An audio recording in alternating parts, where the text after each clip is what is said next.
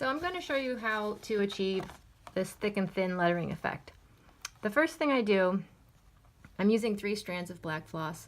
The first thing I do is I stitch the entire word with just 3 strands of black floss, and okay, pretend this isn't done yet. And it's just a single back stitch all the way through. And then where I'm going to get the thick part, I'll come in with an air-soluble pen and I'll put it on the downstroke. I don't usually like to use a pen of any sort, I just sort of freehand it, but I want you to see where it's going to go. So this thick, thin calligraphy style, the upstroke stays thin and then the downstroke becomes thick. Upstrokes thin, downstrokes thick. So you can see that's what I've already done over here. This is kind of upstroke, and then it comes down, it's thicker. Down, it's thicker. Up, and then down is thicker. Same thing over here. Thick, thin, thick, thin, thick. So to do that, all you do is get yourself a second round of stitches. So I didn't really finish this L here, so I'll start with that. And you can do back stitch or split back stitch. It doesn't really matter.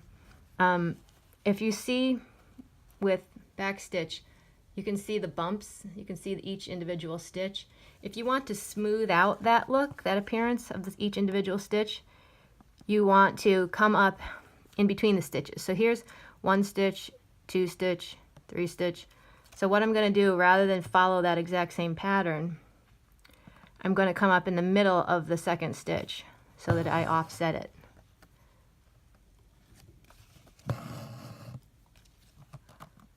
And same with the next one. So rather than repeat and reinforce those bumps, I'm going to interrupt them by coming up in the middle of the stitch beneath it. You can also split the stitch that you're going back down into. So come up here, and then when I go down, rather than going down where it meets the other stitch, I'm going to actually go down into the floss. And that'll give you a little smoother look as well. It's all a matter of personal preference. There's no right or wrong. Oh, and look what I've done. How fun is that? Okay, well, we're going to interrupt this video for that. Actually, I'll show you what to do. In the event that you stitch your back of your fabric, oh, this one I could have fixed really easily. Didn't even need to take the needle out. You can just cut the fabric a lot of times. Want to be careful you don't cut your floss. There we go. Fix that. Okay, so to finish, you're just going to continue on like this until you've done your second layer. And if you want to make it really dramatic, you can do a 3rd layer. Or you can make your stitches this way, satin stitches, if you want. That feels like a lot of work to me, though. But it depends on the scale of the piece that you're working on, too. If you have a really big piece, you might need to do satin stitches.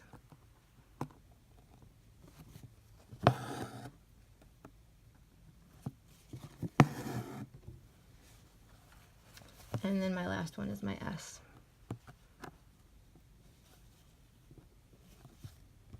And the air-soluble pen that I used is, I think, maybe the only one on the market. Fine disappearing ink from Japan. Like I said, though, I prefer not to use anything and just eyeball it.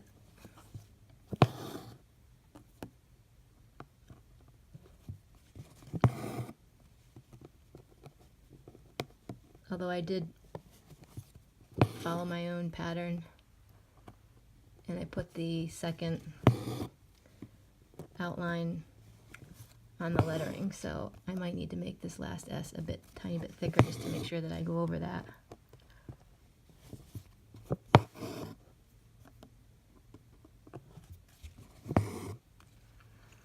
And then the last one is this little swirly Q, because we go down, up, and then down again. So hopefully this gives you some insight into how you can achieve this look with your own words or patterns, names, whatever you want to put inside. These floral pattern designs are perfect for putting anything in the middle, obviously.